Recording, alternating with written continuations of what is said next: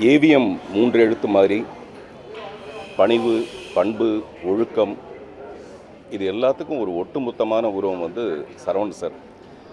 இந்த மாதிரி அவர் கையை கட்டி நின்னா கூட நமக்கு அவரை கண்டா பெரிய மரியாதையும் பயமும் ஏற்படும். அந்த மாதிரியான ஒரு பெரிய பெரிய மாமனிதர் அவர். இன்றைக்கி கூட அவருடைய மறைவு செய்தி வந்து வாட்ஸ்அப்பில் வரும்போது இந்த லவ்விங் மெமரி ஆஃப் சரவணன் போட்டு கீழே வந்து த லாஸ்ட் ரெஸ்பெக்ட் 313 போட்டிருந்தது. His respect will not last. அதாவது கடைசி மரியாதை 3:30 மணிக்குன்னு கடைசி வரைக்கும் அவருடைய மரியாதை குறையவே குறையாது. அதுக்கான காரணம் வந்து அவர் மட்டுமே இல்லை, அவருடைய தகப்பனார் ஏவி மெய்யப்ப செட்டியார். என்ன மாதிரி கலைஞர்களுக்கு வந்து சினிமா தான் கடவுள்.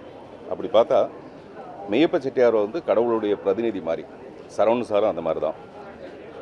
முரட்டுக்காளை படம் வந்ததுக்கப்புறமேல நான் வந்து சரவணன் சாருக்கு ஒரு கடிதம் எழுதினேன். அது வந்து உங்கள் அப்பாவுடைய ஆன்மா இப்போ தான் சாந்தி அடையுது. அதாவது நீண்ட நாட்களாக திரைப்படம் எடுக்காமல் முரட்டுக்காளை மூலமாக மறுபடியும் ஏவிஎம் நிறுவனம் வந்து படம் எடுக்க ஆரம்பித்த உடனே இப்போ தான் மெய்யப்ப செட்டியார் அவர்களுடைய ஆன்மா சாந்தி அடையுது அப்படின்னு நான் சொல்லியிருந்தேன். அந்த மாதிரி சரவணன் சாருடைய இழப்புன்றது இயற்கையோட கட்டாயம். அது ஒரு வகையில் ஈடு செய்ய முடியாதா கூட இன்னொரு வகையில் அதை ஈடு செய்யலாம். இப்போ அவங்க குடும்பத்தார்ட்ட நான் பேசினது கூட மறுபடியும் ஏவிஎம் வந்து தொடர்ந்து படங்கள் எடுக்கணும். இந்த படத்தோட ஆரம்பத்தில் சரவணன் சாருடைய ஃபோட்டோ போட்டு அவருக்கான அஞ்சலின்னு சொல்லிட்டு செலுத்தணும். அந்த மாதிரி அட்லீஸ்ட் 100 படங்களாவது எடுக்கணும்.